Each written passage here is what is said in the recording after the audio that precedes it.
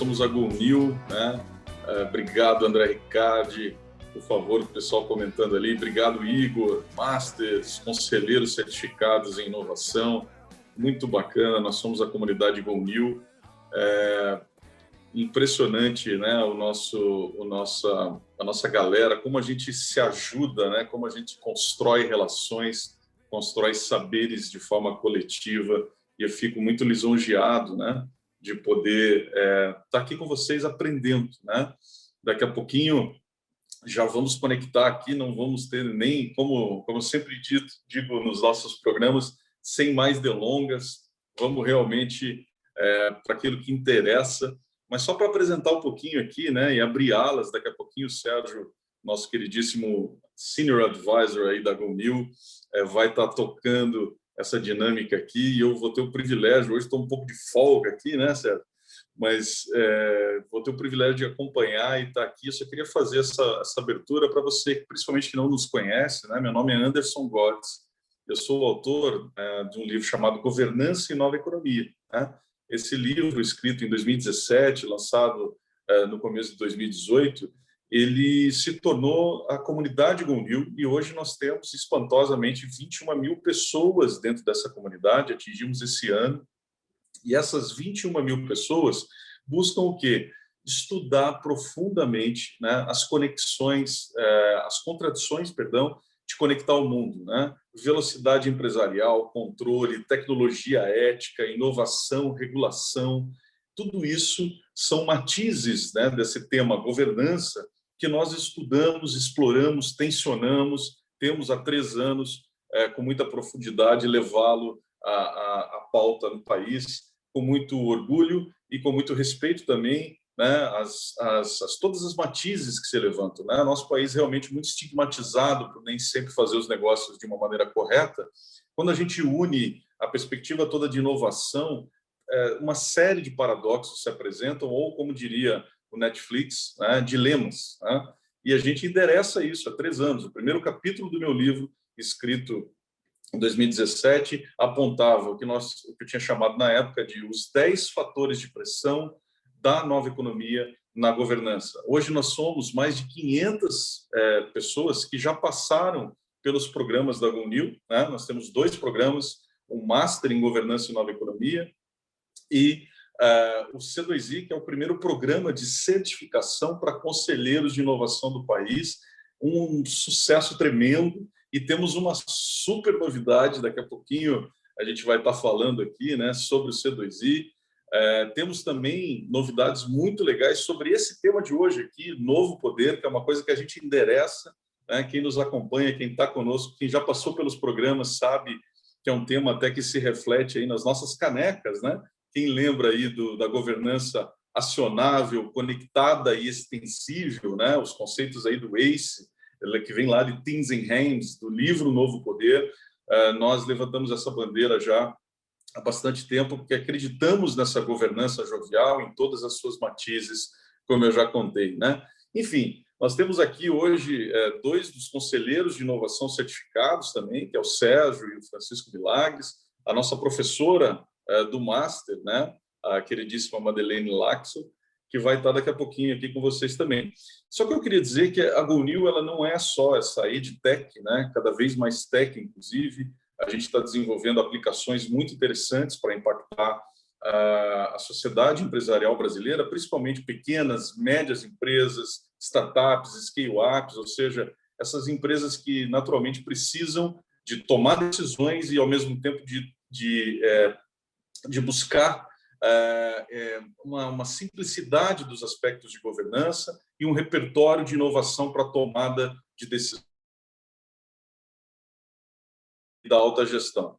Pois bem, além desses aspectos todos, a gente tem projetos sociais e de impacto muito bonitos e que eu tenho um orgulho enorme, né? Muitos aqui que estão nos acompanhando hoje são voluntários, então não queria deixar de mencionar os nossos projetos Mini Master, o projeto Master Impact também, que já apontou cerca se eu não me engano, já foram 90 pessoas que passaram pelos programas de impacto, e todo esse conjunto nós vamos estar formando ainda até dezembro de 2022. Nós temos um compromisso, né, e um objetivo muito bonito de impactar 1 milhão de empresas no Brasil com uma governança jovial e com uma tomada de decisão de alto nível em relação aos aspectos digitais, né?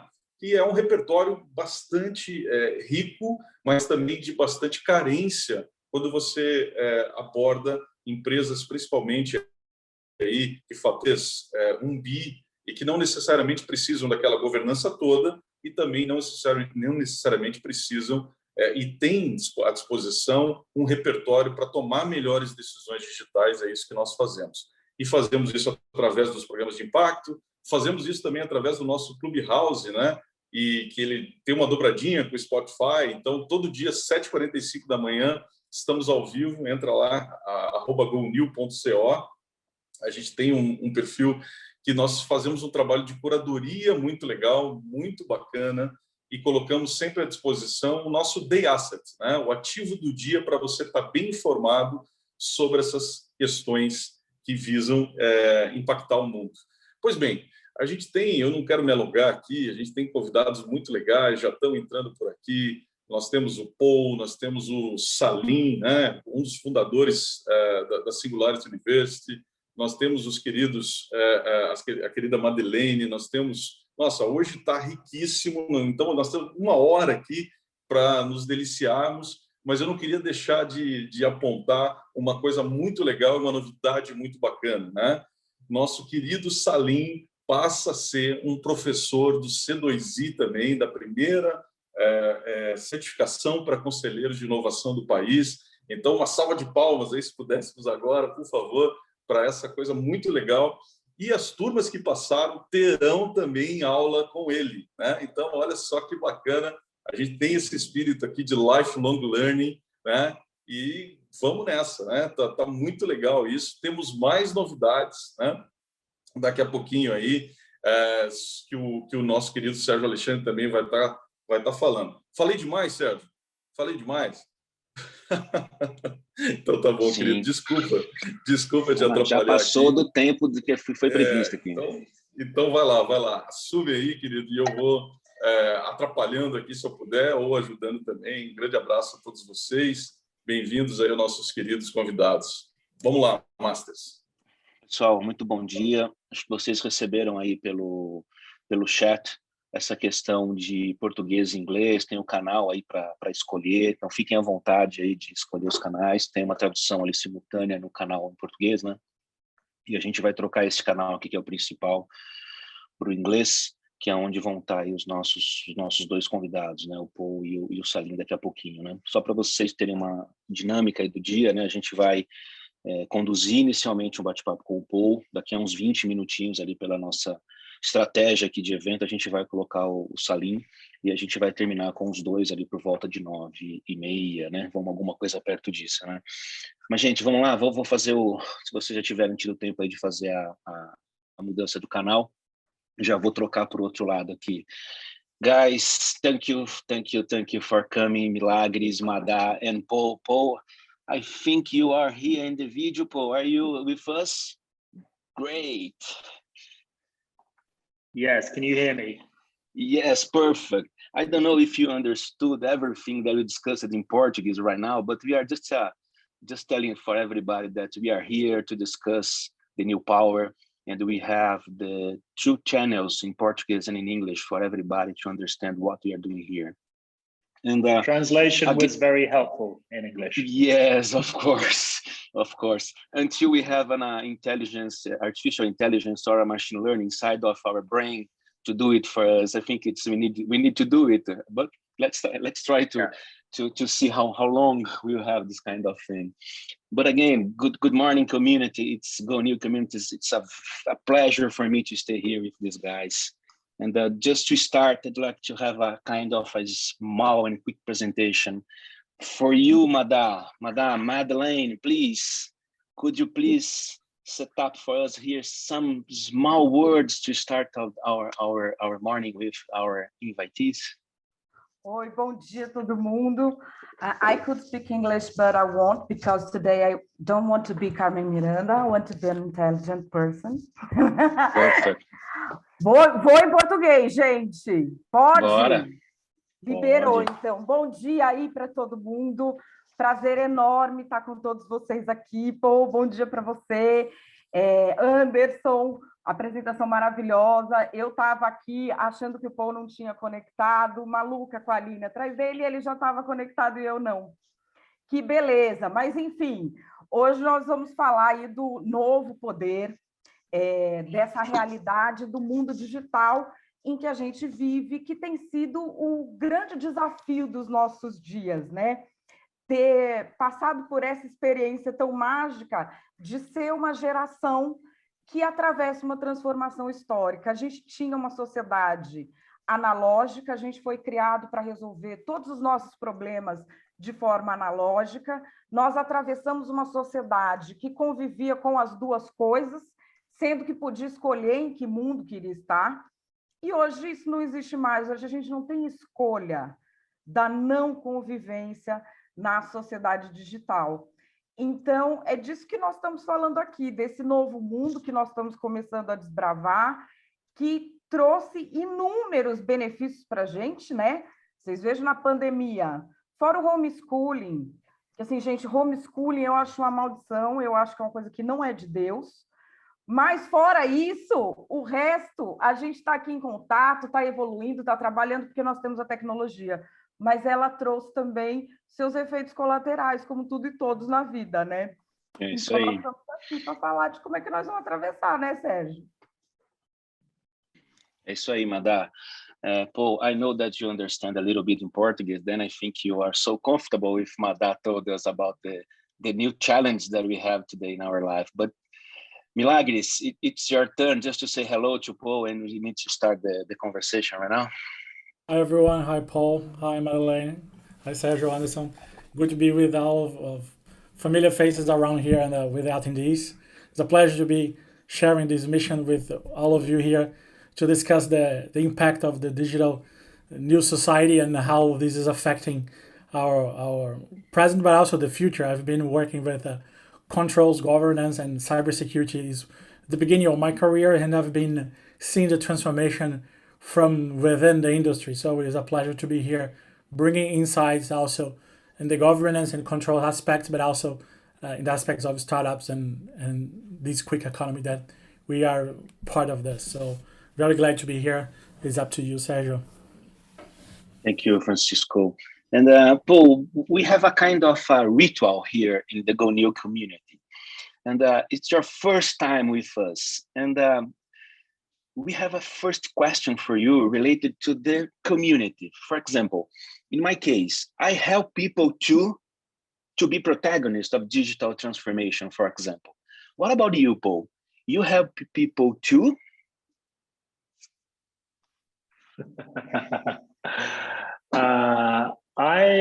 What do I do?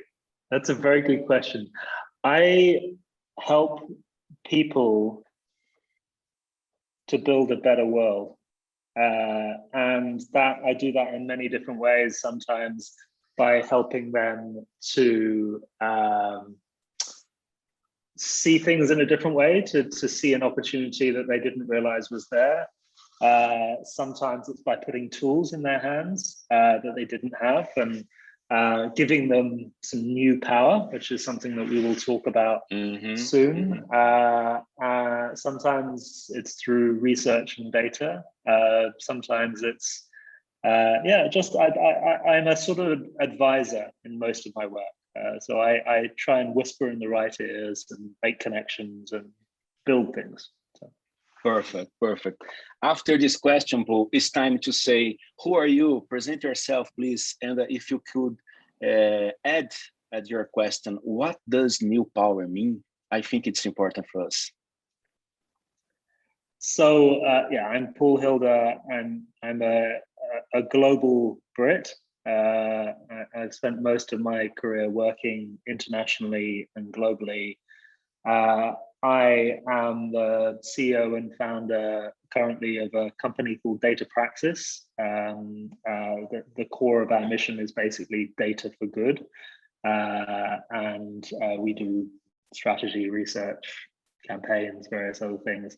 In the past, I've been a social entrepreneur building many different campaigning platforms. So change.org, where I worked with Mada, in fact, and Avaz and many other platforms of this kind. I've done a lot of work in and around politics, which is my main focus at the moment, working with leaders and parties in many different places.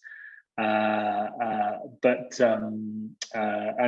with people in many different political backgrounds and positions. I'm a progressive, I say that boldly. I am somebody who believes in progressive change. I'm a liberal, I'm on the left of politics, but I've worked with people on the right of politics.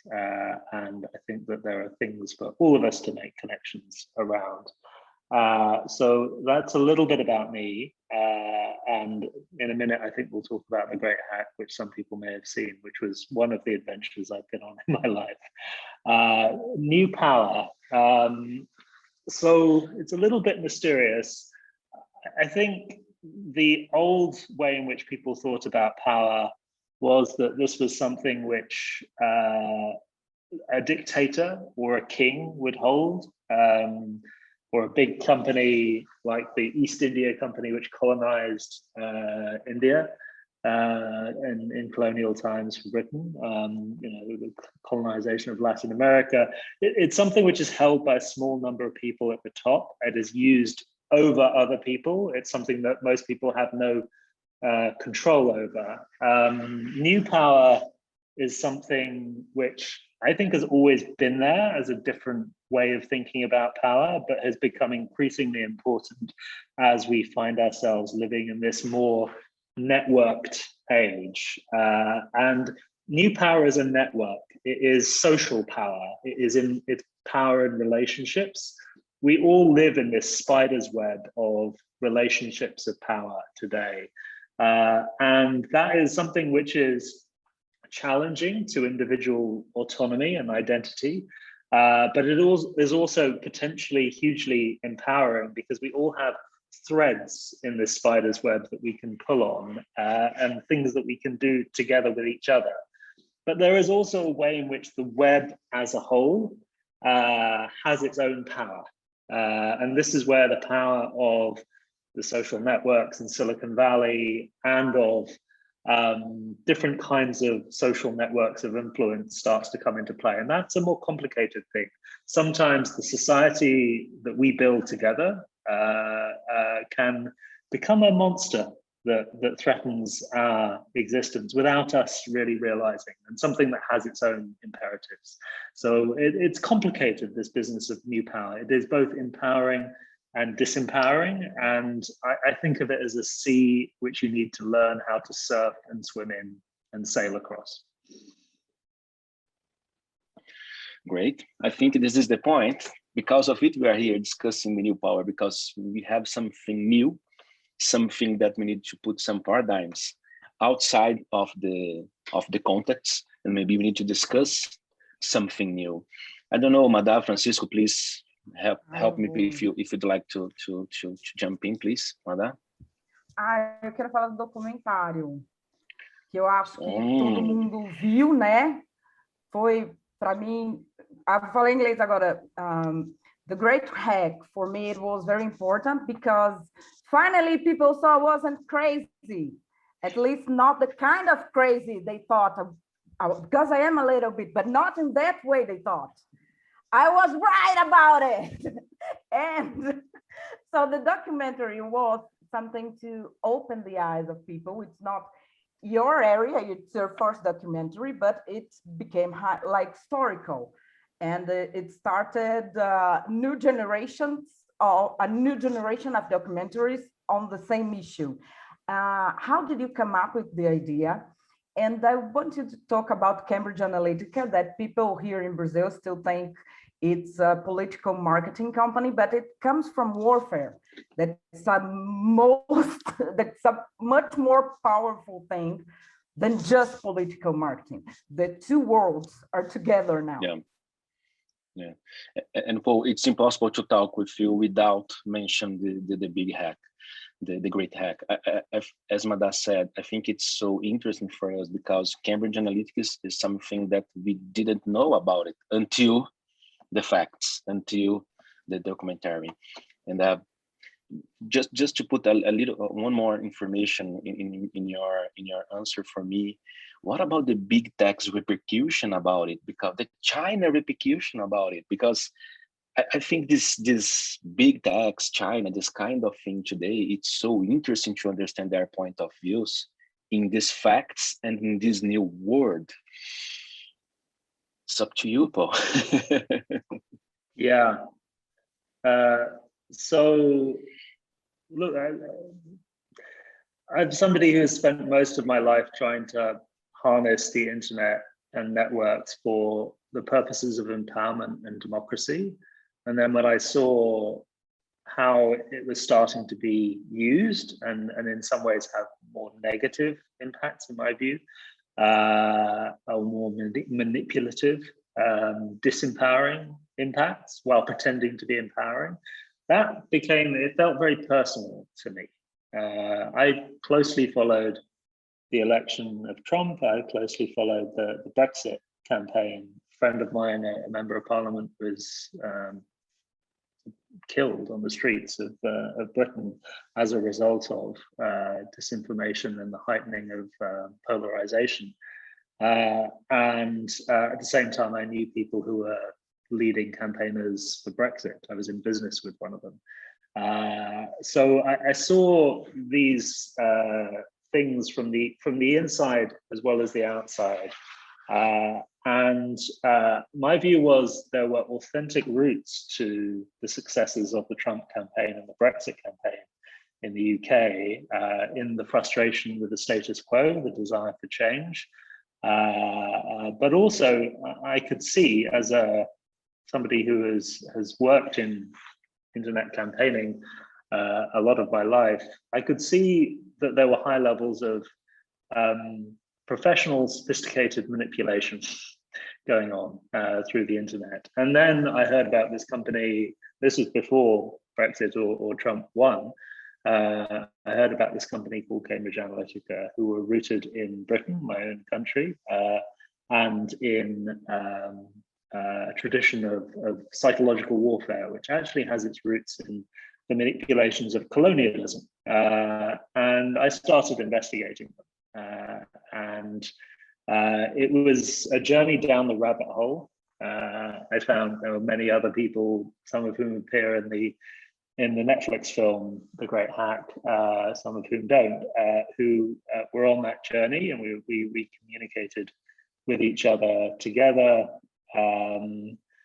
But there was a way in which my networks and the fact that I had worked with people on the right enabled me to have deeper conversations with some of the people who had been very involved. So I found sources who had worked in Cambridge Analytica who talked to me very directly over a period of 2 years. One of whom, well, a couple of them talked about it as a weapon. Specifically, they had the way they talked about it was as a weapon used to manipulate populations. And it was funded principally by the Mercers, who are a hedge fund family based in the States. I talked to some of the people who were close to them. It was a long journey, and I remember, I think, Mada, we saw each other when I was in Brazil early in 2018, and we talked a bit about this because I was still in the investigation, and then it all blew up a few weeks later. One of the key sources for me was Brittany Kaiser, who appears a lot in the film, who worked very closely with Alexander Nix on their setup in America, as well as their work in other places. A young woman, very complicated person who made many mistakes in her life, originally had been an idealist, wanted to use data to make the world a better place, but there is also a seduction to the power of these technologies, the opportunity to try and make things better, but also the temptation to take shortcuts. And ultimately, she was working with people who I think were not only sociopaths, but in some ways psychopaths in this company. So she ended up the person who wanted to manipulate being manipulated, and also got herself into all sorts of complicated situations, such as her meeting with Julian Assange, and then a long dialogue with the Mueller investigation into Russian involvement in the elections and manipulation. Anyway, the long and the short of it, Brittany is for me, she's a figure in a parable about how you can get lost in the labyrinth of new power, and you can still come out of it. You can end up making the right decisions and learning your lesson. And I think her openness was important in telling that story, because this ultimately is not just a story about one company in the UK, but it is a story about the nature of social relationships and economic relationships today. A story which has the potential to, and has already shaken the foundations of power in Silicon Valley and political power, and potentially a tool for education and enlightenment. I during this process also started some campaigning in the US, antitrust campaigning for a campaign called Freedom from Facebook, which is basically calling for the breakup of Facebook, as the which was impossible to consider before the Cambridge Analytica crisis. And antitrust and cracking down on the monopolies of Silicon Valley is now a major theme of politics in Washington, DC, in a way which was inconceivable before this moment. And this is also a theme that I see when I talk to people in the chancelleries of Europe and in Brussels.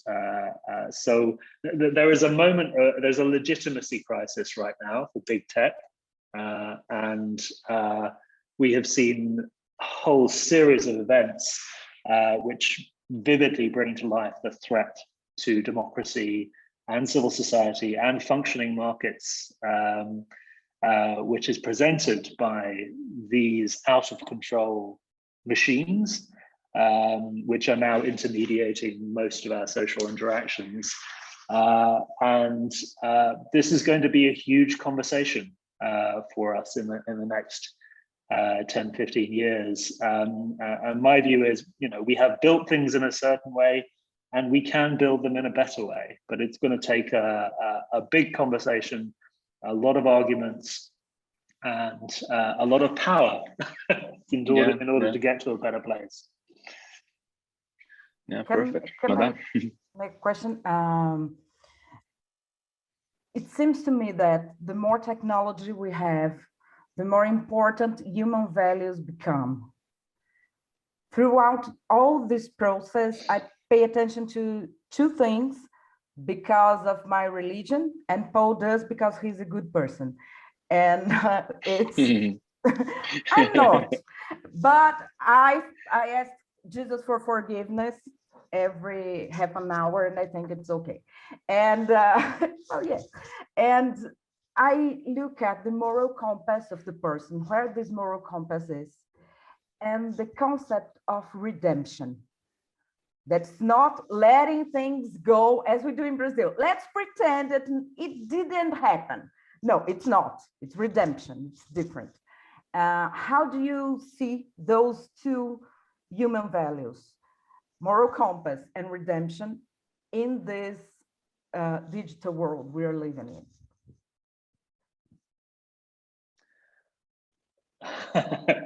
These are the big questions, right? The first thing is, Paul, how long I have to answer this question? How much time? I will try to be short. So I'm gonna do redemption, and then I'm gonna do moral compass. So there is a huge temptation in this world of complexity and information overload, for people to retreat into their tribes and to simplify and other everyone else, to take other people's arguments not at their strongest, but at their weakest, and just say, no, you're that person and you're a bad person. I've always been morally opposed to this approach because I think it makes us stupid and it creates barriers in society. So this is why, you know, I've always worked to try and create relationships across political divides. I think we have things to learn from each other, but also we become smaller when we say, oh, you're just a communist or you're just a fascist. Now, I'm against fascism. I campaign against fascism, but I will talk to a fascist. Because, you know, there are roots there. So anyway, this is where redemption is not only about a basic relationship of human respect with other human beings, where you don't say you are a cockroach because you don't believe what I think. You treat everyone as a human being. But then there is also the fact that we can all make mistakes and we can all learn from those mistakes. And there are many things that have been wrong in society that we have then mended and made better. So I think that constant ethic of openness, of respect, and of trying to encourage everyone to be their best selves is crucial. And you can pursue that ethic at the same time as fighting mercilessly to destroy things which are broken, which is what I do with Cambridge Analytica and what I believe is necessary with, well, Facebook is, to what extent is it destruction or reform is still an open question. There is then the question of moral compass, and some of that has come out in what I've said already, but I think it is important to try and be really clear about the difference between right and wrong. I studied postmodern philosophy intensively, and I do not think that the idea of everything is relative, that nothing is true, that anything is possible, is the right way of looking at the world. I think there is right and wrong, and it is dictators like Putin who actively promote through operatives like Vladislav Surkov the idea that everything is possible and nothing is true. There is a seduction to that idea, and there is also it is the route to hell, in my view. So we should all believe that many things are possible, and we can build society in new ways. For me, there is a Brazilian philosopher at Harvard called Roberto Ungar, who is very eloquent and brilliant on this question, that we can remake society for the better. And there is both an opportunity and a trap in that, because it can lead you to terrible mistakes and terrible errors. And this is where moral compass comes in.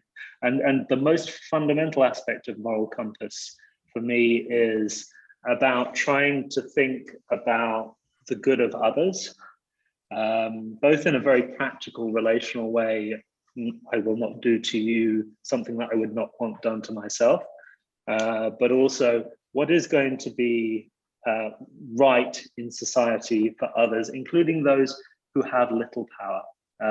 So for me, my moral compass has always been about trying not to assume that I'm always right, but trying to be in relationship with other people and to be of service to other people and the greater whole. Great, Paul. Paul, just a small question for you from the chat, from Luis, a certified guy that with us here in the community. At the end of the day, who is in control? And do you think it's feasible to have something globally?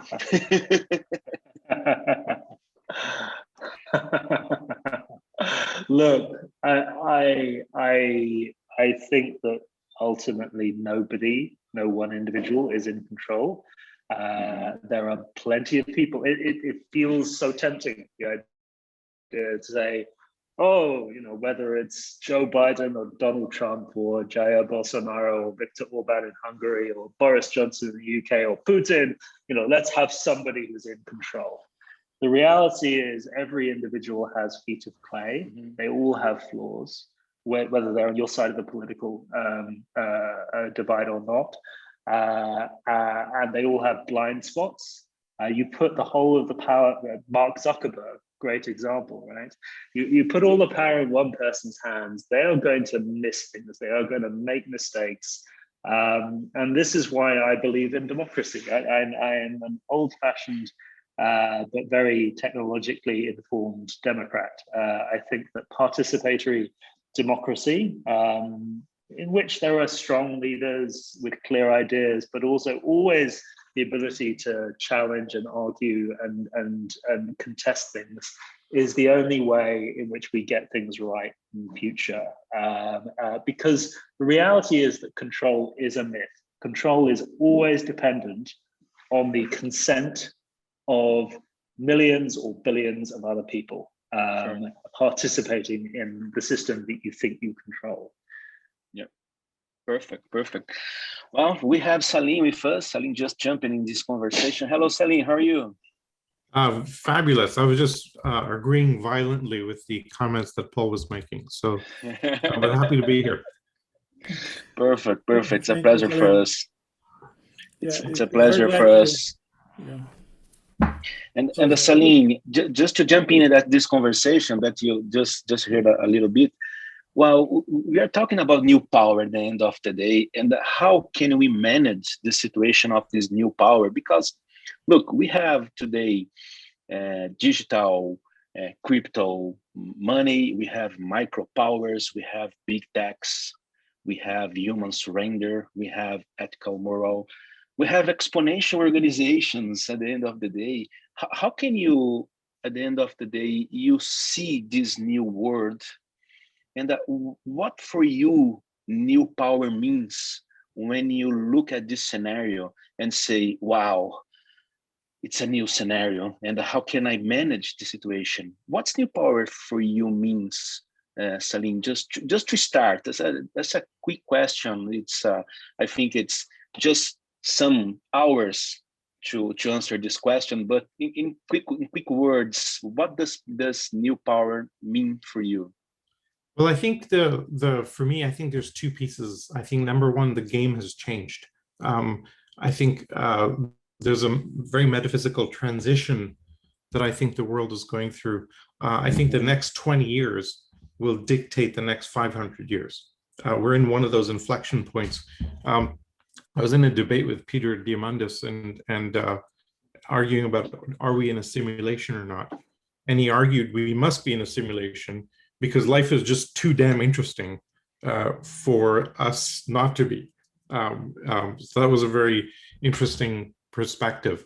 I think there's four major things happening right now and four observations that I have about the world. Number one, with all of the technology changes happening, in the 15th century, we had the Gutenberg printing press appear, and we call that a Gutenberg moment because it fundamentally transformed society by democratizing access to literature, specifically the Bible. I would argue today that we have 20 Gutenberg moments happening all at the same time. Solar energy is a Gutenberg moment. Just that will change everything. Blockchain or AI or robotics or drones, each of these fundamentally changes the world. And I don't think we've ever seen this before. Throughout our history, at any time, you had one technology accelerating or another. We've never had this many all at the same time. The second, I think that breaks every institution by which we run the world. All our healthcare systems, legal systems, intellectual property is broken. Democracy is breaking because the metabolism of a democracy is too slow for the pace of change that we're going through. Right. And so there's some, in fact, we can't spot an institution that survives this. I'm looking at education, you name it, they're all kind of fundamentally breaking. The third is our current leaders, to Paul's points, I think, are clearly cannot navigate this, right? They're not trained for this. All our existing leadership is trained for 20th century status quo incremental environments, and the train of civilization is pulling into black swan station. And maybe the final observation is that most of the action, certainly implementation, is happening at a very local level. Nation states are very, we think, will be de-emphasized over the next century, and we'll see the radical rise of city states. I think about Trump and Brexit not as left versus right, but really urban versus rural. That's really the tension there. Or you take cities like Sao Paulo or Mexico City or Shanghai or Tokyo, they're bigger than any country was 100 years ago. And so we see a new power. With the rise of, say, solar energy, vertical farming, cities will be able to take control of their own future. The problem is the countries have the armies and won't go quietly. So I think that's the big tension that we'll see geopolitically this century. But the incredible forcing function of technology is delivering unbelievable progress, and we're having trouble absorbing that progress. I have one insight I would like to capture, Salim, with recent discussions that we have is a lot of global leaders that we have been discussing through the years. And of course, I always remember the anecdote about the Vatican that we are now allowed to discuss here. But some other leaders that we have been discussing is how they are leveraging, and how do you see they're leveraging from these tools like access of data and control of information and other assets that we should have been doing that for good, but some of them are using to hack, like Paul were mentioning about the great hack from the process that he was involved with Cambridge Analytica, that he was leading this investigation process. How you have been seeing this with maybe changing directions smoothly that the global society cannot see, but elections being defined, new industry being created, or new disruptions being done in the back of your heads, but we cannot see this in the front of our noses. Yeah. So, I mean, there's obviously a massive rise of surveillance capitalism, right? And there's a huge amount of money being made in watching over this citizenship. There's that fabulous clip of The Onion from I think 2013, talking about how Zuckerberg must be a CIA agent because he got the whole world to talk about where they were. And now the government didn't have to spy on people, they just told them. And he got an award for being the best CIA agent ever as a joke, but it turns out to be true. And we're now in a really bizarre place. I think it's very easy for governments to take that data and use it for their own purposes. And the challenge is how do you get around that? There's an inkling of optimism in what's happening in Russia. If you remember 2-3 years ago, this huge meteorite hit Russia, and there was like 200 live camera cell phone footage of this 2-second image. So people said, how did people have time to take out their cell phone cameras and take image of this meteorite strike? And it turns out all Russians have dashboard cameras to protect against insurance fraud and the police breaking your headlight and then giving you a ticket. And that was why. And so they're using technology to defend themselves against the state, in a sense, right? And I think we'll start to see the rise of much more of that, where citizens basically take on their own capabilities against the government. Now, it's a bad time for democracy and for freedom. Journalism is a mess around that. I still have a very optimistic stance overall, because we've seen that technology is the major driver of progress in the world, maybe the only major driver of progress we've ever seen. And we now have a dozen technologies moving very, very fast. The abundance that will deliver will be profound. How do we get there is a big challenge. I think there's a metaphysical perspective of what's happening. We're running the world right now with a whole series of very male archetype institutions, right? Corporations, Judeo-Christian religions, the military industrial complex, very hierarchical command and control structures. And we're moving to a very female archetype. the internet, Burning Man, cryptocurrencies, etc., are all kind of participatory, nurturing, networking, cross-linking. And when you have a world of scarcity, you need a command and control model to grab as much of it as you can. When you have an abundance environment, you really need a female archetype, because the female archetype, when it meets abundance, shares it around. The male archetype, when it meets abundance, tries to hoard it. Wall Street money, Middle East oil. And we're seeing right now an overreach of the male archetype trying to grab the world's resources and keep it like this. Whereas, in fact, the reality is we're entering abundance. As we do that, we really just need to share it around. And what I think we're seeing, hopefully, is the death throes of that transition of the male archetype as we move to a different model. I note with huge optimism that if you went back 100 years ago, the richest people in the world exclusively had inherited their wealth, right? Oh, completely. Today, the richest people in the world completely have made their money. And they're using it a little more productively and constructively than in the past. That's great. That's great. And that brings me to the insight that you mentioned about wealth, money. And I remember one exercise that we have been doing as part of the same community that you created a couple of years ago. I remember when I joined SU and was leading the initiatives and the impact of what we would do Monday when we get back to our cities and transform the world. But we are coming back to the centralized structure, and we are kind of depressed that we cannot break these controls. And one specific aspect that's challenging very much is the power of using the new economy. And I'm discussing more about open EXO or platform, and of course EXO economy. A lot of things are going through. I would like you maybe to present a summary of what we have been doing, what you're leading, and maybe the forefront that you can see that this is, of course, an exercise. We have been facing a lot of challenges of transforming this digital to a fiat. We have been discussing a lot of problems of connecting the two worlds, but what we have been seeing that we are challenging the challenges, but of course the opportunity that we have in the short term of the new economy based on blockchain, for instance.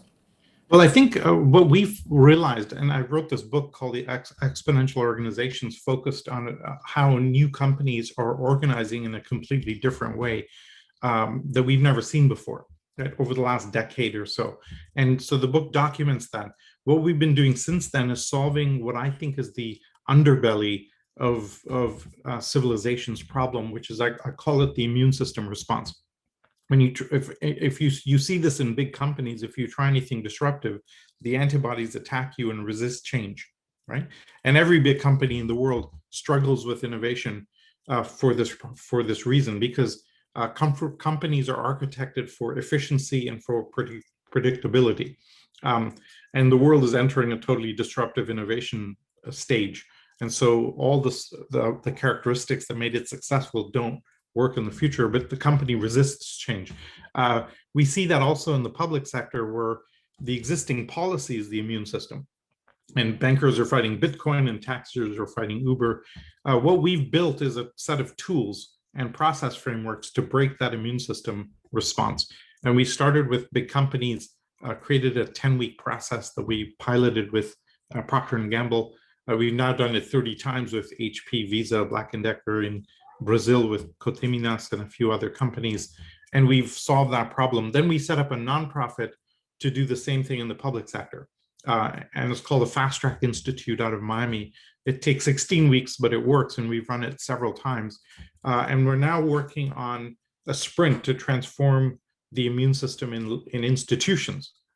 Say in education, the people resisting change in education are the teachers and the teachers' unions in many cases. Or in journalism, journalists still can't get out of their heads that their business model is broken, right? And so you need to make a cultural change.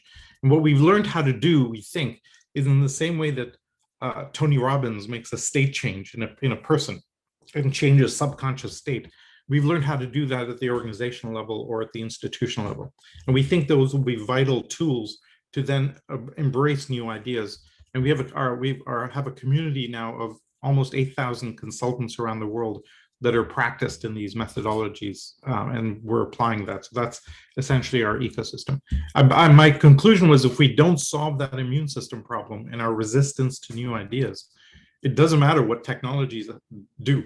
We're not implementing them, right? So we have to solve that first and better absorb new ideas. And that's amazing, because I've been involved with sprints with you and other team members from the community, and I've been always touching base with them every quarter, and that's amazing to see that they completely change even their vocabulary, because they are doing that again and they're doing that again. They're training their teams, and that really brought me back to connect even more, because I remember that you had the opportunity to sell this to a major consulting company, but we decided to open this on a book, and that we are working that on a new book again, completely open and collaborative. That is completely different mindset for us on this. That's amazing. So I will open again for Sergio to bring Paul back, and then we can do some questions with both of us. I'm just putting Paul back here because we just talk about education, for example, Paul. And I was reading your article, I think in March 8th, about the new way that we have banks, and we have the new way of the economic world will be rephrased or rebuilt or something like that.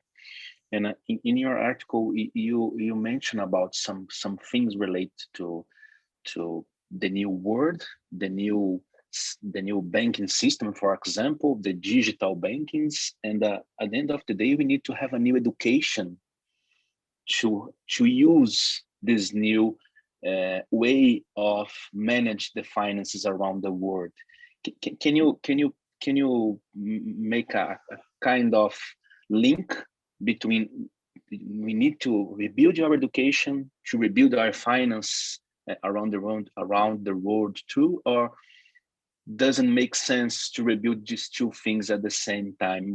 What do you think about these 2 points? I think it's so interesting for us because here in Brazil, in my point of view, our education baselines, our education way of educate, it's so old, but the banking system here in Brazil is so good.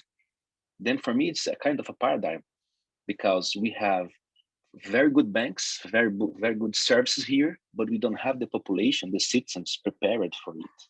At the end of the day, these two things in this new world, with this new power, working and running together or not?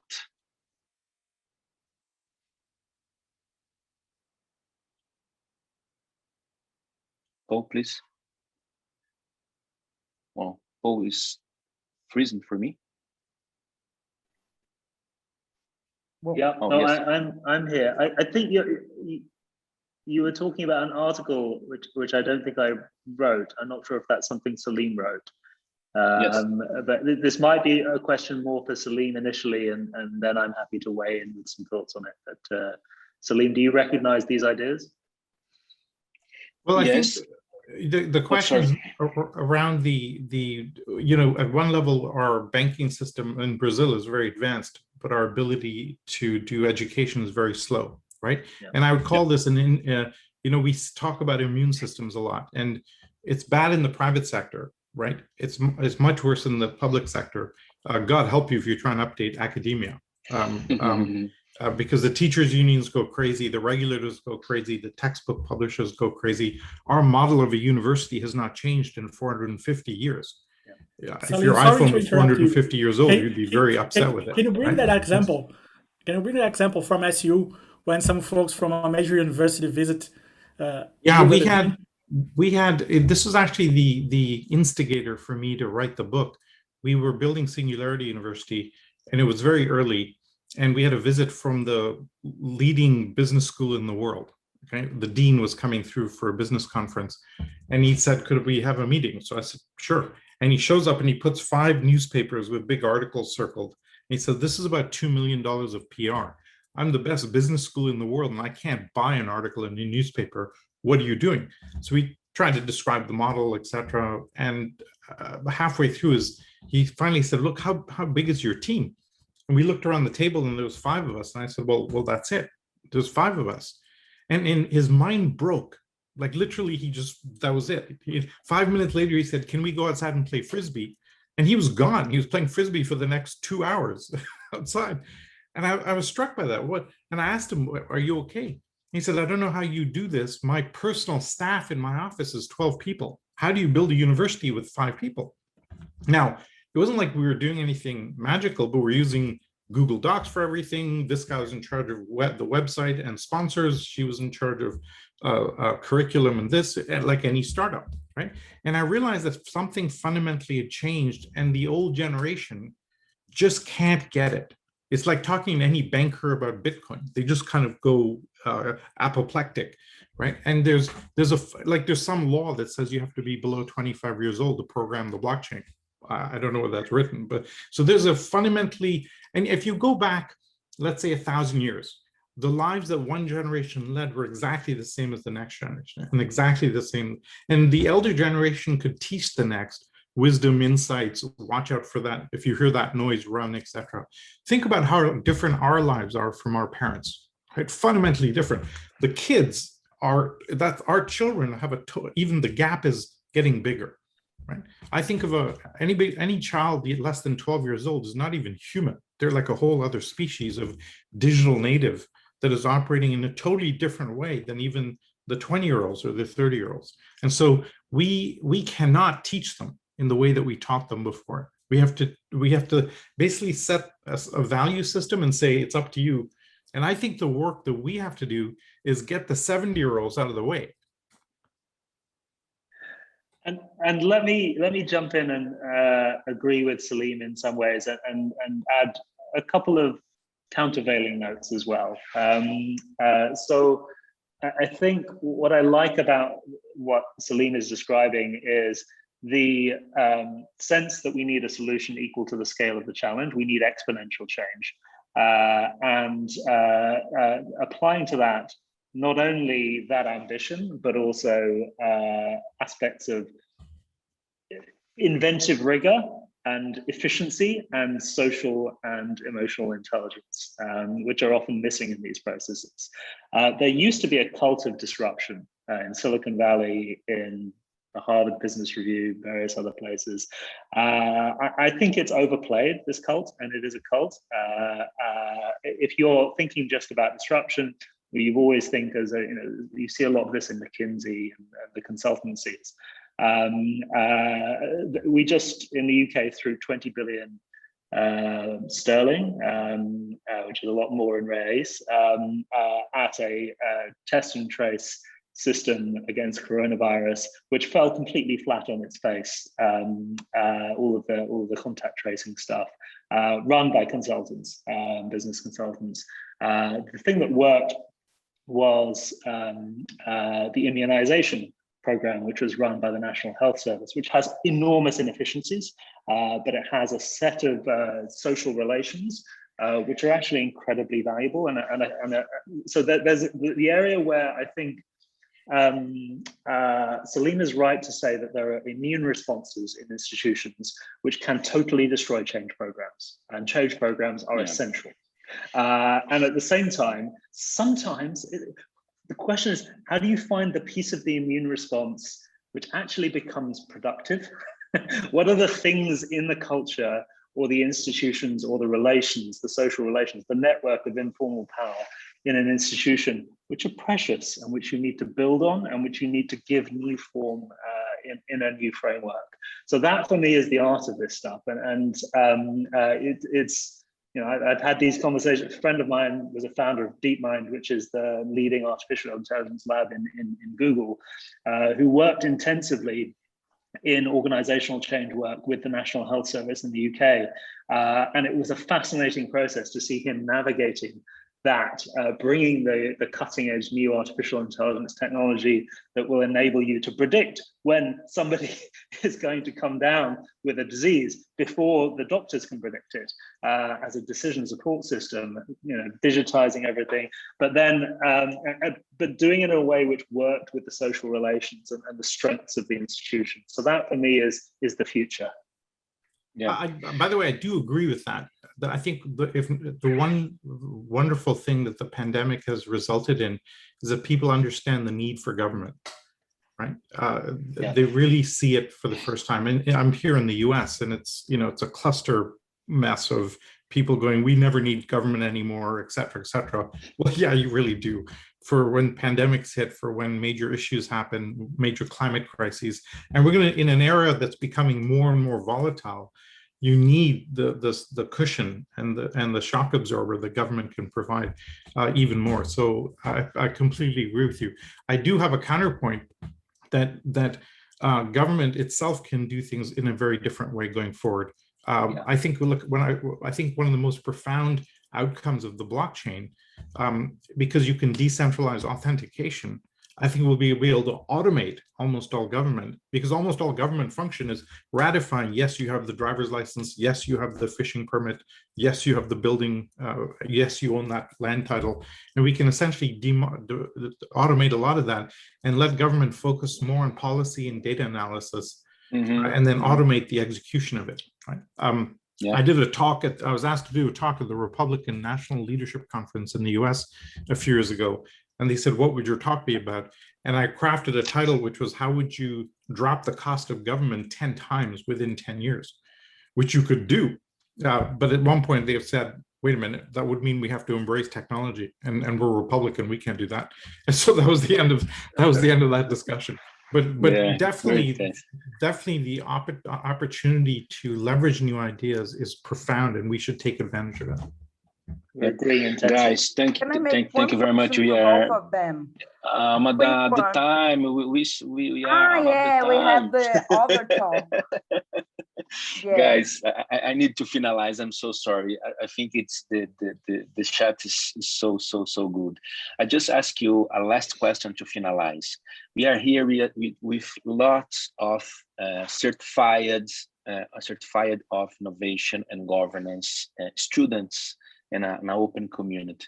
If you'd like to have a kind of advice, a piece of advice for each of these students, each of these certified guys, what do you suggest for these guys in small words? Because we are out of time, just to say, do it. Paul, first, please. I mean, the biggest piece of advice I would give to everyone is it comes in two parts. Don't accept the rules, and don't be evil.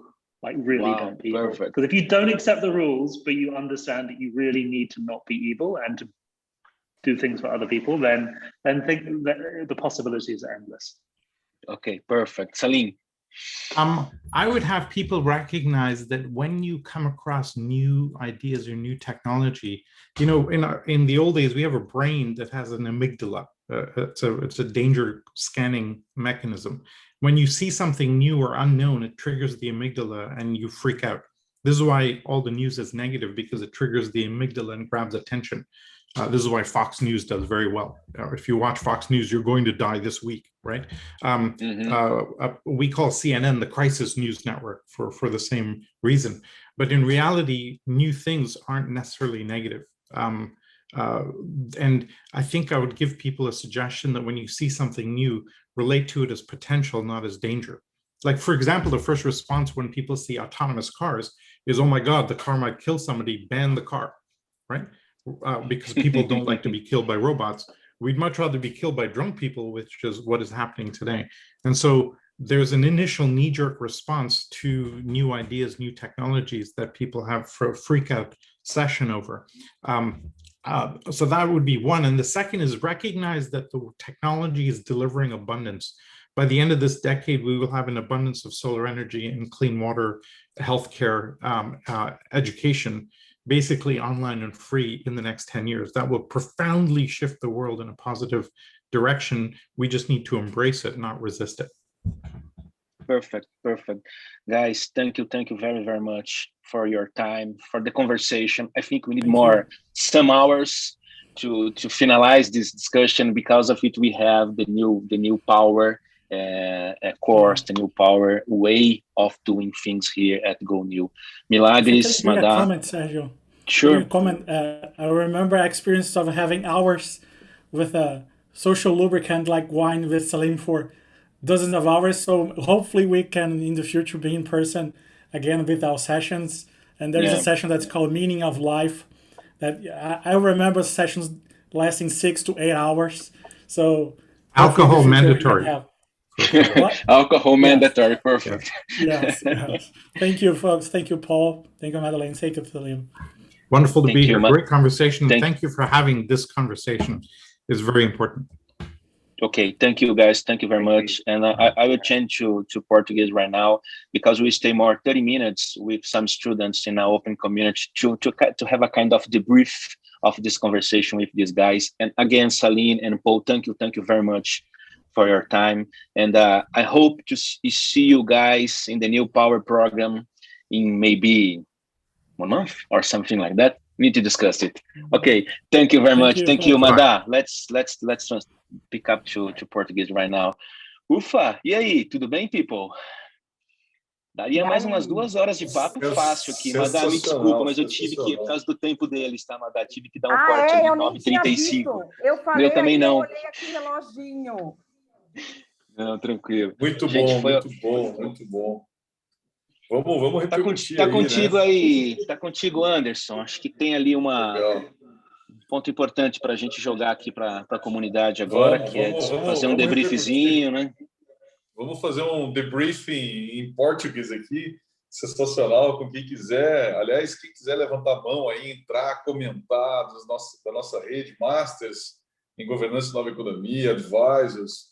A galera do Master 10 já se habituou um pouquinho, já foi provocada pela Madá em relação, né? A Madá, nossa queridíssima nova professora do Master aí.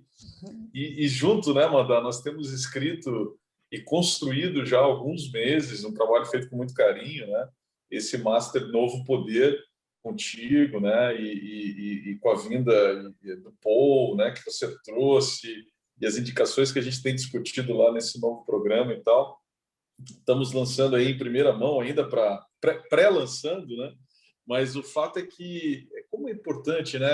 A frase que mais me marcou aqui, não sei para vocês, eu anotei aqui e até compartilhei aqui no nosso chat, foi do Salim dizendo o seguinte, né? O metabolismo da democracia é lento demais para as transformações que estamos passando, né?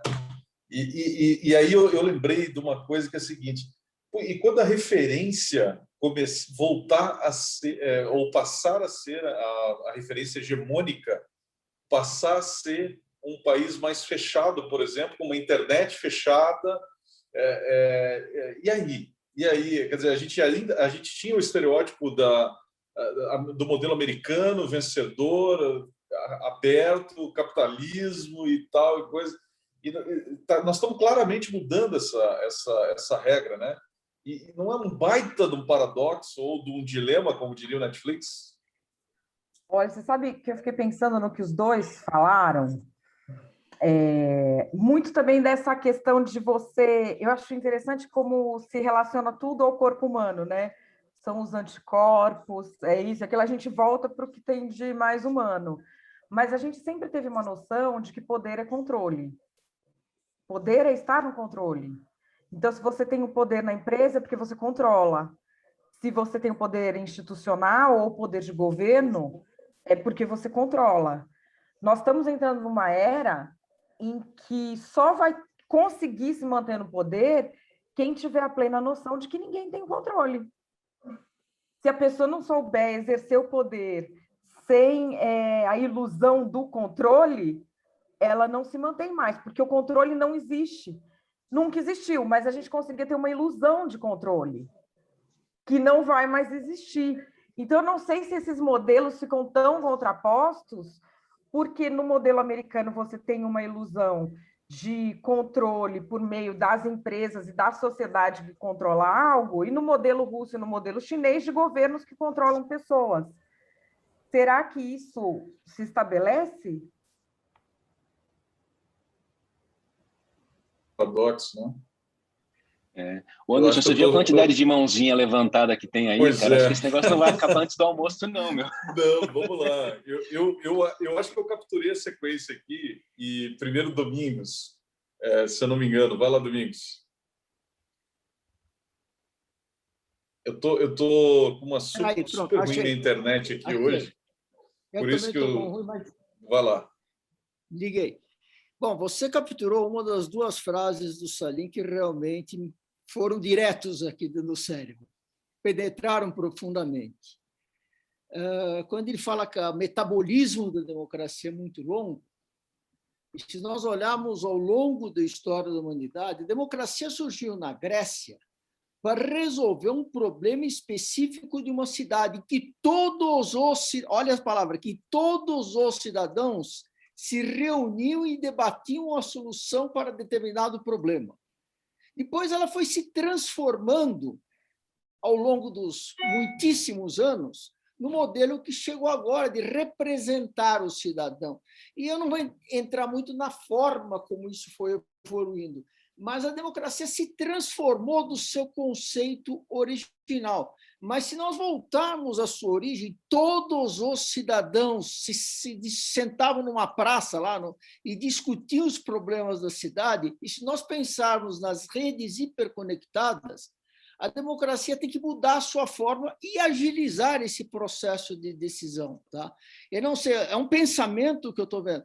Eu não vejo a solução passar diretamente por um regime centralizado ou ditatorial, mas há uma volta ao seu conceito original usando de redes hiperconectadas. E mais, existem alguns problemas como mudanças climáticas, esta e futuras pandemias e outros, que você não vai conseguir resolver a nível local. Não adianta eu falar, eu vou acabar com a mudança climática, se o país vizinho detona do lado e você vai sofrer igualzinho. São problemas globais. Então, essa discussão não pode ser mais regional, precisa ser global, e não pode ser de um governo, tem que ser de toda a população. Eu tenho mais um comentário, Paradoxo, mas vamos primeiro esse daí. Não, perfeito teu ponto, Domingos. E sabe qual é o paradoxo? Quem está levantando essa coisa de ser mundial é a China. Exatamente. É a China que está falando, já falou em Davos, falou agora de novo. Porra, que loucura, né? Vai lá, na sequência aqui, o Erlei. Por favor, Erlei. Bom dia. É só voltando justamente nesse paradoxo que a gente tem discutido muito, questão de empresas-estados, estados-empresa, o posicionamento da China. Eu achei interessante tudo que o Domingos falou, mas também um ponto que o Salim colocou, que hoje, em função da pandemia, as pessoas perceberam que elas precisam de governo. Por outro lado, cada vez menos aceitam o governo. Então, para determinadas questões, a gente vê que essa centralização das decisões, das análises, são fundamentais. Para outros, isso não se aplica. É o que a Madá colocou aí. A gente não está indo para uma centralização porque não vai funcionar. Por outro lado, na China funciona a força. Nos Estados Unidos não está funcionando pela democracia, que é muito lenta. Mas tem pontos que só funcionam com um governo centralizado. Outros só funcionam numa rede em que todos podem aí se manifestar, como o Domingos falou, hoje em escala global. Eu acho que o grande paradoxo é exatamente esse. Qual que será? Existe, na realidade, nem qual que será. Existe algum modelo one size fits all para isso, para a gente resolver todas essas questões? Acho que hoje esse é o grande problema dos nossos sistemas de governo. Eu acho que não existe e cada vez mais vai ficar esse paradoxo. Aqui eu preciso de centralização, aqui centralização não funciona de jeito nenhum, aqui eu tenho sucesso dessa forma, aqui eu tenho sucesso de outro. Será que a gente não vai voltar para as cidades-estado, que o Domingos falou ali, em que todo mundo tem a condição de realmente, efetivamente participar? Agora, até que ponto esse modelo de cidades-estado funciona na economia global? É realmente o grande paradoxo que a gente tem aí hoje de one size doesn't fit all. Deixa eu dar meus 5 cents aqui antes do Anderson entrar. Fala do livro. Isso, então, eu tenho lido bastante um cara chamado Benjamin Barber. Né? Esse cara tem um livro chamado If Mayors Ruled the World. Né? E aí, esse mesmo livro, o Salim pegou e fez um artigo há uns 2 meses atrás, dizendo que este é o modelo do futuro que ele acredita, que vai ser tropicalizado, vamos chamar assim, por isso que ele citou ali São Paulo, México, Xangai, Tóquio, né? Que teoricamente são os 4 países do futuro, não as 4 cidades do futuro. E esse cara, esse Benjamin, cara, o livro, assim, comprem os livros dele, cara. Tem umas 3, né? Ele fala do Strong Democracy, esse dos prefeitos, e tem um outro que eu gosto bastante, que ele compara o Jihad com o Macworld, MC Word, que é um negócio que você fala assim, não, nada a ver, leiam. Porque, assim, lá ele começa a dar algumas dessas respostas de como esse Open Democracy e essas big cities serão os countries do futuro, né?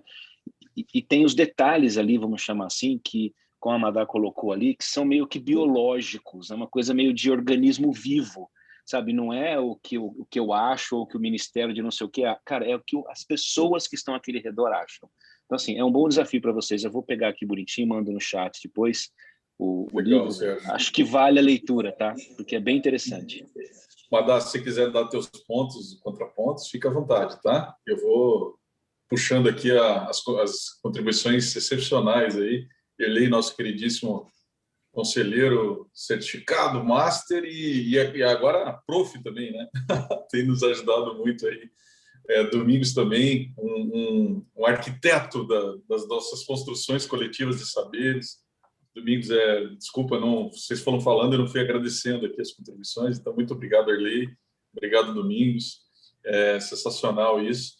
E na ordem aqui, se eu não me engano, o Gabriel, nosso queridíssimo master carioca do Rio, que, aliás, causou no último, no Clubhouse de ontem, aí, mas vamos para a pauta de hoje aqui. Vai lá, Gabriel, coloca. Não, vamos lá. Eu acho... Bom, primeiro um comentário, eu concordo e sou também um defensor ferrenho dessa questão da cidade, né? Eu tenho discutido isso muito.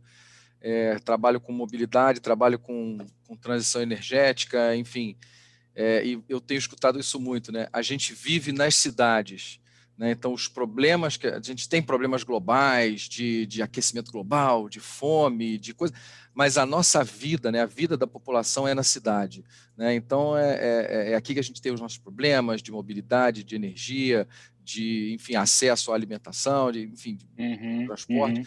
Então, acho que essa é uma discussão realmente que tem um foco muito forte, e eu tenho visto assim, organizações muito bacanas, tipo C40, algumas organizações legais, né, que tentam juntar exatamente isso. Eu acho que agora, eu tinha isso na cabeça, mas acho que o comentário do Salim, ele amarrou isso muito, né? E o comentário do Erley aqui também, acho que foi bem nessa linha, acho que para ligar os pontos, né?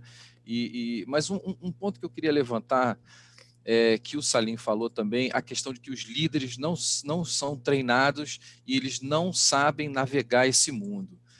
E aí o Anderson, enfim, eu posso falar porque eu sei, vocês, provavelmente todo mundo que está aqui participa de um monte de fóruns, de um monte de grupos, e o que eu vejo e me preocupa muito são nesses grupos as pessoas falando, tipo, isso é um absurdo, não, porque essa política, não, porque o Brasil, porque a política no Brasil, porque os nossos líderes são horríveis, tipo assim, cara, ninguém nasceu em Brasília, né? Tipo assim, todo mundo que está lá, a gente que mandou eles para lá, porra.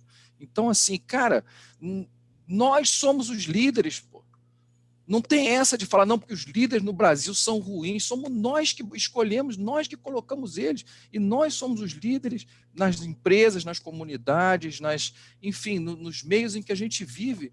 Então eu fico muito revoltado quando eu vejo num grupo de empresários, com os top 300 empresários do Brasil, e o povo fica reclamando que, porra, a política tá a fogo, né? Porque a economia, tipo assim, cara, você tá falando isso para quem, cara?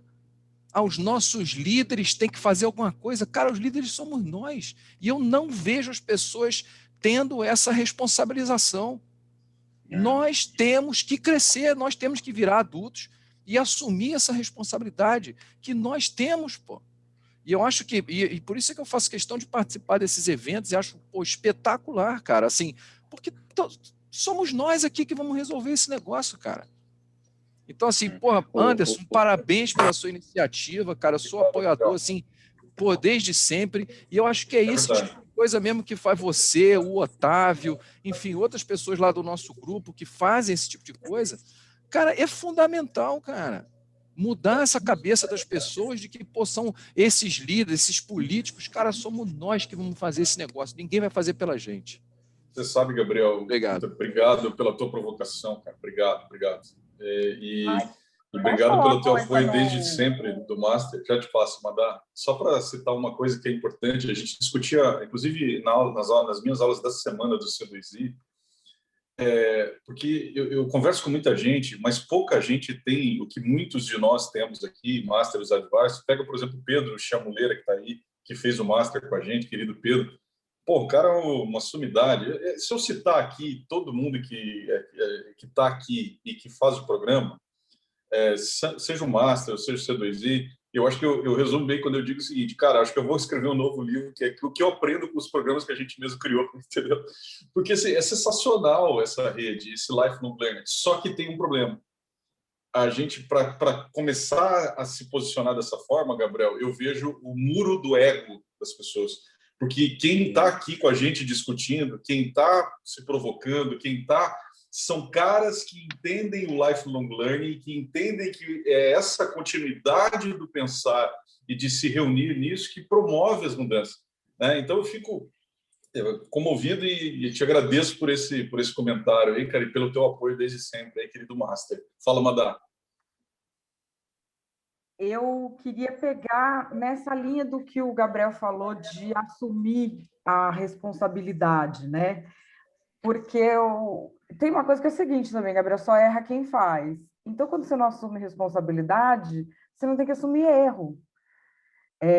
A primeira vez que eu estava aqui, eu falei, eu só dou aula e dou dica dos erros que eu já cometi. Porque os erros que eu não cometi, eu não sei ainda como é que conserta. Agora, os que eu já cometi, eu já sei qual a consequência, até onde vai e o que você precisa fazer para consertar. Isso de compreender o ser humano e de não se colocar numa posição de apontar o outro é uma zona de conforto da qual a gente precisa sair e que essa formação tribal da internet dá muito para a gente, porque quando você aponta algo no outro, para aquele grupo em que você está, dá a impressão que você não tem aquele defeito. E eu tenho para mim que a gente aponta nos outros os defeitos que a gente mais odeia na gente. Então, acho que essa questão da responsabilidade e de que ninguém vai vir salvar a gente, que eu não sei se o brasileiro ainda tem um amadurecimento democrático, não acho que seja ditatorial porque é desobediente, mas é populista. A gente gosta mais de heróis do que de garantir o futuro dos nossos filhos. Então, eu acho que nós estamos exatamente no momento propício em que essa tecnologia reúne a gente para a gente assumir com humildade a responsabilidade que a gente tem. Todos nós temos, e se nós estamos aqui também, é porque todos nós erramos, né? Porque não é uma obra coletiva onde a gente chegou e nós estamos aqui para consertar. É isso que eu queria dizer, Anderson. Pô, obrigado, Madá. E você é um super reforço que nós tivemos para esse pensamento da cidadania digital. Não sei quem acompanha a Madá, gente. Ela tem escrito, se posicionado em relação a essas questões das big techs, acompanhado esse processo todo no mundo. Aliás, vamos fazer o seguinte, Madá, se você me permite aqui ao vivo, aqui, para todo mundo que é Master Advisor, a tua próxima aula do Master, vamos abrir para todo mundo que é Master Advisor, não só para a turma 11 agora, que vai ser mês que vem, começa mês que vem o Master 11. Então, te coloquei na fogueira aqui, mas para quem já fez o programa com a gente historicamente, todas as 10 turmas anteriores do Master, uma já te conhece, né? As 9 anteriores, fica aqui o nosso compromisso de abrir, beleza, o artista está curtindo ali, de abrir, porque a aula da Madá fala de cidadania digital, fala dessa treta toda com as big techs, que era uma coisa que lá atrás eu já coloquei no livro 2017, falando da hiperexposição dos riscos digitais, dos riscos reputacionais digitais, e que você foi uma mulher que ousou peitar o pessoal do Sleep Giants. Achei sensacional. Para quem não sabe essa história, coloca no chat, Madá, alguma coisa tua sobre essa treta toda de você com o Sleep Giants e tal. Algum artigo que você tem escrito aí que é muito massa. Eu vou colocar as 20 perguntas que não foram feitas, porque quando a gente cai nesse simplismo, né? Eu costumo chamar de doisladismo, porque é um vício da minha profissão, do jornalismo. Você põe um cara falando que a mulher não está grávida e o outro falando que está, mas você não pega o exame. Então, assim, existe isso. E o Sleeping Giant surfou nessa onda, porque ele diz que ele faz a mesma coisa que as máquinas pagas por políticos para destruição de reputação de forma virtual. Ele diz que ele faz o oposto, que ele combate. Mas é impossível você combater alguém tendo as mesmas atitudes. Então, é sempre o que eu falo, a gente presta atenção no conteúdo, então parece que é o oposto, mas não é o contexto. Se quem te apoia, presta, e quem não te apoia é inimigo. Se tudo que você faz é certo, se você nunca erra, se você nunca pede desculpa, no que isso tem de diferente desses apoios políticos malucos que a gente vê? Então, eu fui lá, peitei, e eu ainda estou esperando, cenas dos próximos capítulos. Um dia a gente vai saber qual que era a história verdadeira. Um dia. Não é o momento ainda, eu tenho muita paciência. Tá muito estranho aquele casalzinho lá, né, do interior. Tá meio estranho isso aí. Luiz Ortiz, querido, tá na sequência aí. Gente, nada contra aqui todas as correntes, tá? O espaço Gonew é um espaço ao contraditório, né? Se você também quer falar alguma coisa pró-Sleep Giants aqui, fala aqui para a gente aprender de boa, não tem problema nenhum. Fala, querido Ortiz, nosso master conselheiro C2I também, vai lá. Obrigado, Anderson. Olha só, eu queria primeiro parabenizar vocês, porque esse tipo de discussão, na minha opinião, é uma construção de tudo isso que a gente falou, um processo de construção, né? E você fala muito isso, Anderson, eu acho que aqui, inclusive com o Paul e com o Salim, é um processo de construção porque não tem receita, né? Nós estamos vivendo uma coisa inédita e estamos aprendendo com isso. Especificamente em relação ao protagonismo, aqui eu concordo com o ponto do Gabriel em parte, mas a gente precisa desenvolver massa crítica para isso. E foi até uma das perguntas que eu joguei ali no chat. A gente precisa democratizar ou trazer o acesso à população de educação e de saúde. Com a internet, por exemplo, nesse momento de pandemia, muita gente não consegue se educar, né? A gente tá em uma massa que tá se distanciando da outra porque uma tem acesso e outra não tem acesso, né? E para que a gente consiga fazer isso, a gente precisa de massa crítica mesmo, né? É fundamental ter essa massa crítica. E esse processo que a gente tá tendo aqui, ele ajuda numa construção e numa reflexão que eu acho que ainda não tem modelo, né? A gente precisa, ontem mesmo, né, na aula do Paul, a gente estava falando, precisa ter um MVP.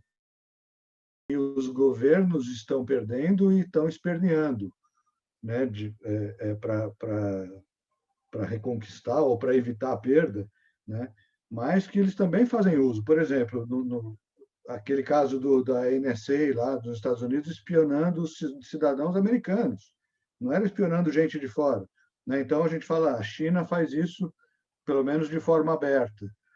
Não é muito diferente, né? Embora eu acho que tem que ter, de fato, uma convergência de uma regulação global, que eu não sei como fazer isso, nem em que tempo, né? Porque a gente não tem maturidade para isso. Mas esses fóruns e esses tipos de conversa aqui são sensacionais, e parabéns também pelo novo curso aí. Gostei muito de saber o Legal, legal. Vamos junto. Parabéns. A gente tem dito em Gonew, né, que nós não é só o avanço da tecnologia, nem só o avanço da regulação que vai fazer com que a gente enderece essas contradições, né? É uma sociedade preparada e capacitada como nós temos aqui, chegamos a 21 mil pessoas, é espantoso, para ser bem sincero, tenho comentado com amigos, assim, era um livro há 3 anos atrás, e ter pessoas aqui como Antônio Brenneman, está aí, queridíssimo advisor, querido, obrigado aí pela tua presença. Marcelo Monteiro está aqui dos Estados Unidos. Gente, assim, é tanta gente bacana que está aqui que é muito legal. Querido Márcio, você também, cara, super advisor, M&A e outras cositas mais. Conta aí pra gente, cara. Qual que são as suas percepções aí depois do Marcelo Monteiro? Bom dia, pessoal. Eu quero pegar carona em algumas coisas que foram ditas, especialmente o que a Madeleine falou, tá? Hoje o poder vai estar centralizado, né? E essa transformação digital, a gente está no começo dela, para falar a verdade, porque a gente está no começo dos protocolos de blockchain, dos smart contracts, ou seja, em relação a blockchain, Bitcoin, Ethereum, a gente está como se estivesse na década de 90 para a internet. Agora, o poder descentralizado, o poder onde não está concentrado em algumas protocolos, etc., na nossa história da humanidade, a gente tem tido graves conflitos, né? Então, o mais recente, a própria maneira como a OMS conduziu a questão do Covid, que era uma questão que ela poderia ter minimizado, os países se não cooperando com as informações, etc., isso já mostrou que foi um resultado ruim para a sociedade mundial, né? E um pouco mais atrás, eu acho que aí a gente entra nessa questão, dessa discussão do poder descentralizado, foi a Segunda Guerra Mundial, onde a Liga das Nações, que foi a entidade global anterior à ONU, ela foi absolutamente ineficiente em resolver conflitos. Então, no momento que a gente tem uma transformação, e tudo corre atrás da transformação, né? No âmbito de uma empresa, a empresa desenvolveu o negócio, depois vai o back-office ser estruturado, etc. No âmbito mundial, a gente vai ter uma transformação muito mais veloz daqui para frente do que a gente já está tendo. E tudo vai correr atrás. Mas eu queria pegar aí da Madeleine o que ela acha da gente ter instituições globais, se isso é factível ou não nessa nova realidade, para que minimize os efeitos dessas questões. A gente vai ter que ter um lugar de conflito. E, por último, pegando até que o Yuri Harari falou, a gente tem uma carência de líderes mundiais. Não que a gente tem que correr atrás de líderes, como outro colega comentou, mas o fato de você ter um Churchill no Reino Unido evitou muitas tragédias. E quando era o Chamberlain, que era o primeiro-ministro que insistia em negociar com Hitler, deu no que deu. A Alemanha se fortaleceu e aconteceu a Segunda Guerra Mundial. Então, a liderança, ou a falta de liderança, como a gente viu a questão do Trump com o Covid, ou até mesmo aqui no Brasil, que não preciso nem comentar, isso acaba tornando as coisas mais difíceis num ambiente de transformação. A gente tem tempo, num ambiente de transformação tão veloz, esperar um governo acabar no Brasil para que tome-se atitudes concretas. Então, essa questão de regulação, quem vai acompanhar os reguladores, etc., será que a gente teria alguma saída na questão de instituições globais, já que o poder vai estar tão descentralizado, distribuído? E, por último, Anderson, só queria perguntar que você colocasse aqui no chat o media training que você fez junto com o Sérgio, que vocês estão muito bons de apresentação, hein? A gente consertou os defeitos, né? Você viu? Você viu que a gente consertou o media training aqui é o se vira nos 30, né, cara? que é Gonew, cara. Edtech aqui vamos que vamos, então, vamos lá. Já é um outro pilar do negócio, Gonew aí. Olha, tem o Embelezator também, Márcio. Tem várias coisas que a gente fez aqui. O Márcio provocou aí das instituições globais. Márcio, eu sou suspeitíssima para falar, porque um dos trabalhos que eu fiz na minha vida pelo qual eu mais tenho carinho, que foi participar da equipe que erradicou a polio em Angola, ele só foi possível devido a instituições globais, tanto governamentais, como é o caso da instituição que eu representava lá como funcionária, que era o Unicef, quanto quem me pagava, que era a Fundação Bill e Melinda Gates. Existem situações que, sem a intervenção de pessoas que estão numa melhor situação financeira e de avanço em outros lugares do mundo, elas não vão se consertar, e essa colaboração é necessária. Por outro lado, você vê que a população lá hoje está lidando melhor com essa vacinação, com essa questão do Covid e com as outras, do que a gente tem lidado aqui, onde a gente ficou muito isolado. Então, é o paradoxo. Agora, isso dos líderes, o Paul fala isso de não seja mal, né? Você tem que ter na sua cabeça, não pode ser mal. E aí eu adiciono mais uma coisa. Hoje, a gente não é mais o que a gente prega, nem o que a gente faz. A gente é o que tolera. Nós somos o que nós toleramos, porque a gente vive numa sociedade praticamente tribal. Então, eu acho que é essa a questão. A gente tem de dar as soluções locais, mas todos nós temos braços para fora, e disso do global, depois, é claro, nós vamos ter tempo de falar melhor, mas já existem algumas iniciativas, principalmente no âmbito da UNODC, que é o Escritório das Nações Unidas para o Combate a Drogas e Crime Organizado, em cima das Big Techs, há soluções já globais, inclusive tecnológicas de plataforma, para intercâmbio de informações e de expertise entre diversos governos. E quem financia a maior parte disso, ultimamente, tem sido o governo do Japão, porque tinha um problema com o terrorismo vindo do Sri Lanka. Então, veja, coisa que nem está no frontline do noticiário é o que está trazendo para a gente grandes avanços nessa área. Bem colocado. Pessoal, nós vamos mais aqui alguns minutinhos, né, para conseguir também avisar todos aqui, vocês ficarem cientes aqui. Vamos emendar aqui mais as participações do Marcelo Monteiro, e aí a gente faz um fechamento aqui. O Erlei, você quer falar novamente, é isso? Só pegando um gancho, você vê como que algumas analogias disso tudo. A Madeleine, no início, começou falando da parte de tudo remete ao orgânico. E hoje, eu tive até a oportunidade de compartilhar no grupo aí da Gonew um artigo da própria Singularity, mostrando, às vezes a gente acha que é muito pequeno, nós não temos poder, mas a gente vê o Covid. O Covid literalmente colocou o mundo de quatro, todo o mundo.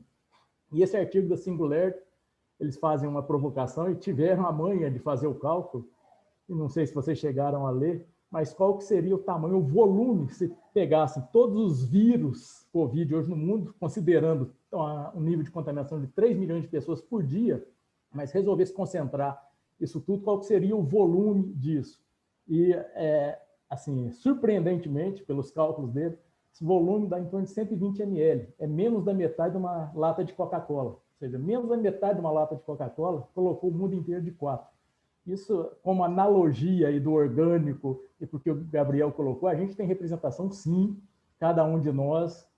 Então, existem situações, esferas, em que a gente demanda essa liderança global, concordo com o Márcio, com a Madeleine, mas a gente não pode abdicar do poder que cada um de nós tem, seja dentro da sua família, seja no seu bairro, seja na sua comunidade, na sua cidade. É isso que a gente tem que voltar aí a pensar e exercer esse poder, e que as redes sociais, de uma forma certa ou errada, bem ou mal, tem possibilitado para todos. Então, é uma loucura esse paradoxo todo, mas para a gente ver aí como o Covid, aí que se juntar tudo do mundo inteiro, é meia lata de Coca, botou o mundo de quatro.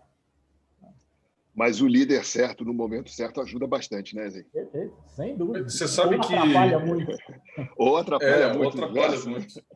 Mas é um paradoxo, viu, Márcio? Eu não comentei em cima do teu comentário, mas assim, porque as redes, talvez é um baita papo para o nosso Master Novo Poder que eu coloquei aí para a gente endereçar lá, né? Assim, será que as redes e o efeito rede, os micropoderes, o quinto, sexto poder, como a gente tem falado, eles não sufocam essas lideranças mundiais, né? Assim, e nós deixaremos de ter, não é só um apagão da figura, eu acho que minha opinião, humilde opinião, talvez a Madá possa falar com mais propriedade, mas para mim é um efeito sistêmico que faz com que você não tenha mais, que quando eu concentrava a mídia e vinculava, pô, Margaret Thatcher era Margaret Thatcher, Rainha da Inglaterra, sei lá, Bill Clinton, né, mais recentemente até. Enfim, eu acho que... Eu concordo, Anderson. Eu acho que vai até mais além. Ele não só sufoca a presença de líderes mundiais, o nascimento de líderes mundiais, como ele estimula pseudo-líderes, pessoas erradas. Isso então, aí. Esse é o novo normal. Então, é uma questão sistêmica, né? Não é só de valores. Esse é um ponto valores. Isso aí dá para fazer até um master, uma turma master.